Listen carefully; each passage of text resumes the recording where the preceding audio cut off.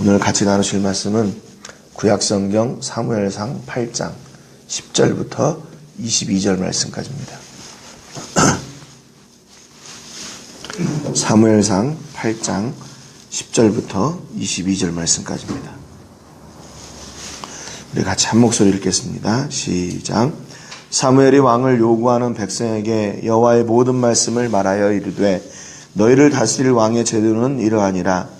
그가 너희 아들들을 데려다가 그의 병거와 말을 어거하게 하리니 그들이 그 병거 앞에서 달릴 것이며 그가 또 너희의 아들들을 천부장과 50부장을 삼을 것이며 자기 밭을 갈게 하고 자기 추수를 하게 할 것이며 자기 무기와 병거의 장비도 만들게 할 것이며 그가 또 너희의 딸들을 데려다가 향료 만드는 자와 요리하는 자와 떡 굽는 자로 삼을 것이며 그가 또 너희의 밭과 포도원과 감람원에서 제일 좋은 것을 가져다가 자기의 신하들에게 줄 것이며 그가 또 너희의 곡식과 포도원 소산의 11조를 거두어 자기의 관리와 신하에게 줄 것이며 그가 또 너희의 노비와 가장 아름다운 소년과 나귀들을 끌어다가 자기 일을 시킬 것이며 너희의 양떼의 10분의 1을 거두어 가리니 너희가 그의 종이 될 것이라.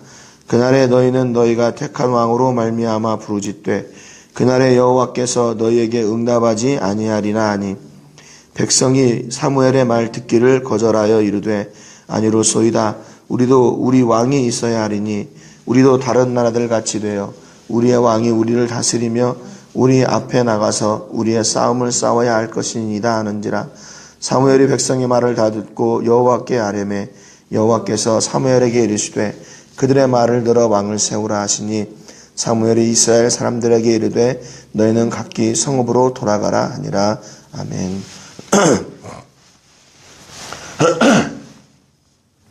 어제 말씀을 통해서 사무엘의 노년에 그의 두 아들들 요엘과 아비야가 사사의 직무를 도왔는데 어떻게 보면 그들도 역시 그 엘리의 두 아들들처럼 잘못된 사사의 직분을 감당을 했습니다. 그러니까 하나님의 말씀을 기준을 삼아서 정당하고 바르게 판결하고 또 이스라엘 백성들 앞에 그 말씀을 세워야 되는데 이들이 뇌물을 받고 또 불우한 이득을 따라서 이런 판결을 잘못하는 그런 상황이 오게 된 거죠.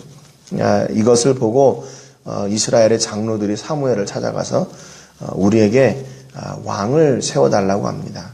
그러니까 사사가 잘못 하나님의 말씀을 따라 판결하고 악한 사사이면 우리에게 바른 사사를 세워주십시오 라고 하든지 아니면 당신의 아들들을 좀 이렇게 바르게 좀 세워주십시오 이래야 되는데 이번 기회에 왕을 세워야 되겠다 하는 그런 본심을 가지고 겉으로 드러나는 그 자녀들 그 아들들이 잘못하고 있는 것을 또 이렇게 드러나게 된 거죠. 그럼에도 불구하고 사무엘은 하나님께 나가 기도하고 하나님의 응답은 왕을 세워줘라 라고 하는 그런 것이었습니다. 근데 이 말을 듣고 사무엘이 그 백성들 앞에 왕의 제도가 어떤 것인지 오늘 우리가 읽었던 그 본문의 이야기들을 쭉 해줍니다. 20절에 보니까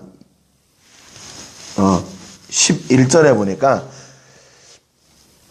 이르되 너희를 다스릴 왕의 제도는 이러하니라 그렇게 얘기합니다. 그러면서 왕의 제도가 어떤 것인지 너희가 기대하고 있는 왕의 제도는 이건데 너 진짜 왕의 제도는 이거라고 말씀해 주세요. 지금 이스라엘 백성들이 기대하고 있는 왕의 제도는 20절에 보면 나와 있죠. 우리도 다른 나라들 같이 되어 우리의 왕이 우리를 다스리며 우리 앞에 나가서 우리의 싸움을 싸워야 할 것입니다. 이렇게 얘기해요. 그러니까 그들이 기대하는 왕의 제도는 뭐냐면 왕이 자기들을 다스리고 자기들 앞에서 전쟁에 열방, 이방들, 족속들로들이 전쟁을 걸어오게 되면 그 전쟁할 때 앞서 나가서 싸워줄 거고 자기들을 보호해 줄 것이다 이렇게 생각을 했어요. 그런데 실제 하나님께서 말씀하시는 왕의 제도는 그들의 기대하고는 전혀 다른 것이었죠. 11절 하반절에 보니까 왕의 제도를 쭉 이야기합니다. 그가 너희 아들들을 데려다가 그의 병거와 말을 어거하게 하리니 그들이 그 병거 앞에서 달릴 것이며 그래요. 여기 병거하고 말은 이게 뭐 이스라엘 백성들의 병거나 말이 아니라 이게 왕의 병거입니다. 개인적인 왕의 병거와 말을 어거하게 할 것이고 또 그 병거 앞에 서서 달릴 것이다. 병거 앞에 서서 달린다는 말은 무슨 얘기예요? 왕이 갈 때마다 그 앞에서 왕을 오히려 보호하는 사람이 될 것이다. 이렇게 얘기를 하는 거죠. 그러니까 이스라엘 백성들의 기대는 왕이 앞서 나가서 자기들을 보호할 것이다. 이렇게 생각을 했는데 실제 왕의 제도는 그게 아니라는 거죠. 너희의 아들들을 데려다가 그 왕의 병거와 그 말 앞에서 달려가게 할 것이라는 거예요. 그러니까 어떻게 보면 너희의 아들들이 그런 전쟁에 나가서 왕을 보호하는 그 전장의 앞에 그런 위험을 당하게 될 것이다. 이렇게 얘기를 하는 거죠. 출애굽기 23장 20절에 보면 내가 사자를 네 앞서 보내어 길에서 너를 보호하여 너를 내가 예비한 곳에 이르게 하리니. 그래서 이게 누가 하신 말씀이냐면 하나님이 하신 말씀이에요. 하나님은 우리 앞서 행하셔서 우리를 보호해 주시고 길을 열어주시는 분이에요. 근데 이스라엘이 기대하는 왕은 어떻게 돼요? 이스라엘의 아들들이 앞서 나가서 그 왕을 보호해야 되는 그런 정반대의 상황이 돼버린다는 거죠. 시편에도 다윗은 하나님이 우리 앞서 나가서 일해 주십니다 라고 그렇게 68편에 그렇게 고백하고 있어요. 그러니까 이스라엘의 기대하고는 완전히 다른 거죠. 그럼에도 불구하고 이스라엘은 그런 착각에 지금 빠져 있는 거예요. 다른 나라들 보니까 임금이 있고 또 임금이 앞에서 이렇게 하고 그러니까 그게 너무나 좋아 보였던 거죠. 눈에 보이지 않는 하나님, 그들은 신뢰할 수 없다고 생각했어요. 그래서 눈에 보이는 그 임금을, 왕을 그들이 구하고 있는 겁니다. 12절에 보니까 그 아들들을 또 어떻게 하냐면 1000부장과 50부장을 삼을 것이며 자기 밭을 갈게 하고 자기 추수를 하게 할 것이며 자기 무기와 병거의 장비도 만들게 할 것이며. 1000부장은 제일 높은 지휘관이고 50부장은 제일 낮은 지휘관입니다. 왕이 그 아들들을 데려다가 자기를 위해 직무자를 또 지휘관을 삼고 그들이 또 왕의 밭을 갈게 하고 왕의 추수를 하게 할 것이고 왕의 무기와 병거의 장비도 만들게 할 것이다. 13절에는 너희의 딸들을 데려다가 그럽니다. 그 이스라엘의 아들들을 데려가고 이스라엘의 딸들을 데려가요. 향료 만드는 자와 요리하는 자와 떡 굽는 자로 삼을 것이고 14절에는 너희의 밭과 포도원과 감람원에서 제일 좋은 것을 가져다가 자기의 신하들에게 줄 것이고 15절에 너희의 곡식과 포도원 소산의 11조를 거두어 자기의 관리와 신하에게 줄 것이며 아들들, 딸들, 그다음에 그 각종 포도원에서 나는 그런 소산들, 그래 11조들 다 거두어 가게 할 거래요. 16절에 보니까 그가 또 너희의 노비와 아름다운 소년과 나귀들을 끌어다가 자기 일을 시킬 것이다. 이 노비는 남종과 여종들 다 얘기하는 거죠. 그 이스라엘의 노비들을 데려갈 거래요. 17절에는 너희의 양떼의 10분의 1을 거두어 가리니 너희가 그의 종이 될 것이라 그랬습니다. 결국 이게 이스라엘이 임금을 세우는 것은 그게 무슨 의미를 가지고 있냐? 너희들이 그 임금의 종이 될 것이다. 이렇게 얘기합니다. 그러니까 여러분, 이 이스라엘의 역대 임금들의 역사는요, 이런 그 자기 백성들을 어떻게든지 하나님의 말씀을 따라 또는 그 백성을 위해서 세워진 임금이 아니라 그 백성들을 어떻게 하면 착취할 것인가? 그런 임금들의 역사로 점철되는 거죠. 물론 좋은 임금들도 있었지만 그러나 자기 뜻대로 이렇게 하나님이 말씀하신 예언하신 대로 그 수많은 임금 가운데 이렇게 백성들을 자기의 어떤 사유 재산을 사유고 또 백성들을 자기의 어떤 욕심을 채우는 도구로 세우는 그런 악한 왕들이 엄청나게 많았어요. 그러니까 결국에는 이스라엘이 자기들이 요구한 대로 그 일이 이루어졌다가 그게 오히려 저주가 된 겁니다. 요즘 왕들도 마찬가지죠. 그래서 우리 하나님께서 그 임금의 제도는 뭐냐? 너희가 그 임금의 종이 되는 거다. 너네가 지금 그걸 착각하고 있는 거다. 이렇게 말씀하시는 거죠.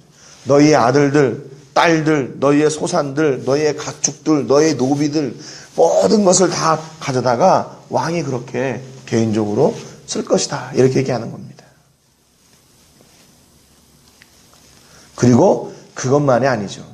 어떤 그 물질적인, 우리가 눈에 보이는 어떤 그런 손해뿐만 아니라 18절에 보니까 그날에 너희는 너희가 택한 왕으로 말미암아 부르짖을 때 그날에 여호와께서 너희에게 응답하지 아니하시리라 그랬습니다.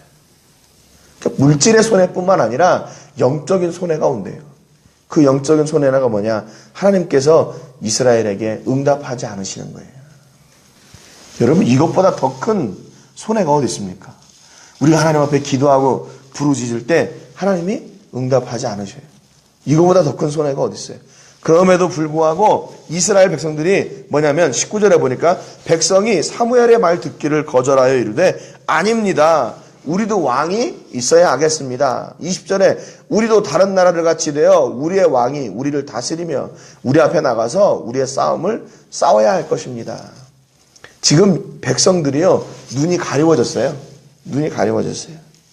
그래서 지금 어떤 말씀도 순종하려고 하지 않아요. 어떤 말씀도 받아들이려고 하지 않아요. 아니지요. 우리가 요구한 대로 허락해 주십시오. 지금 우리는 왕이 필요합니다. 아무리 그렇게 얘기해도 우리는 잘할 수 있습니다. 뭐 이런 거겠죠. 여러분, 그러니까 말씀에 순종하는 일이 이게 간단한 일같이 간단하고 쉬운 일처럼 보이는데 사실은 안 그래요. 막상 그 말씀을 따라 산다는 것은요, 이게 영적인 일이에요. 영적인 일. 육적인 일에 자기 의지를 가지고 할 수 있는 육적인 일이 아니라 영적인 믿음을 가지고 그 말씀을 따라 순종하고 나가는 아주 힘든 일이라는 거죠. 쉽게 얘기하면. 그러니까 이스라엘 백성들이 지금 하나님께서 말씀을 주셨음에도 불구하고 그 말씀을 안 받아들여요. 어떻게 해야 돼요? 아, 그렇습니까, 하나님? 우리가 잘못했습니다. 그러면 다시 우리가 이 일을 계속 진행하지 않고 그러면 하나님의 뜻을 따라 다시 순종하겠습니다. 이래야 되죠. 그런데 이스라엘 백성들이 그런 준비가 안 돼 있어요. 그런 준비가 안 돼 있어요. 물론 이 왕을 세우는 일이 신명기 17장 14절부터 20절에 보면요, 하나님께서 이미 말씀하신 제도예요.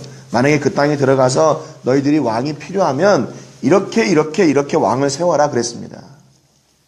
그리고 왕은 또 이렇게 해야 된다고 신명기에 말씀해 주셨어요, 이미. 그러니까 이게 하나님이 원하시지 않는 일은 아니에요. 그런데 그들의 요구의 그 과정이 잘못된 거죠. 그리고 그들의 기대가 잘못됐어요.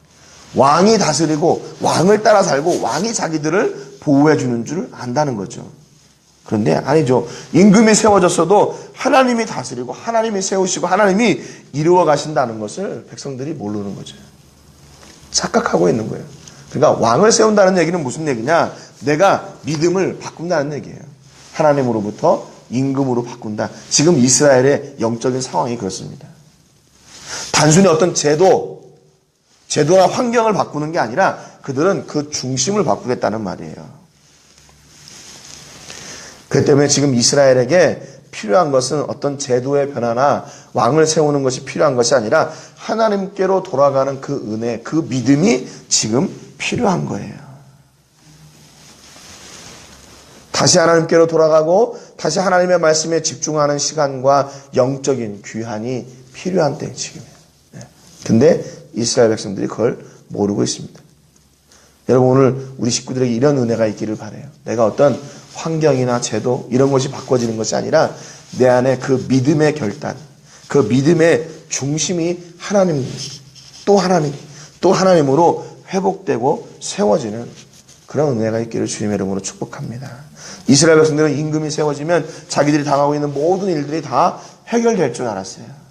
그런데 이때부터 몇몇 임금을 제외하고는 그들은 그 왕으로부터 고통을 당하게 됩니다.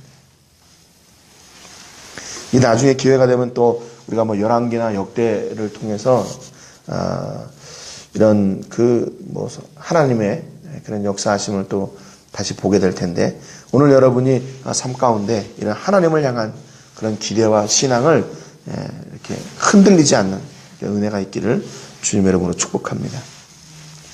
우리가 한주간 출라비스타 교회를 위해서 기도하는데, 여러분 계속해서 그 지역에 우리 출라비스타 교회를 통해서 복음의 사역이 더욱 든든하게 세워지고 우리 교회 식구들이 하나님의 은혜와 말씀의 능력을 누리는 그런 복이 있기를 위해서 기도해 주시기 바랍니다.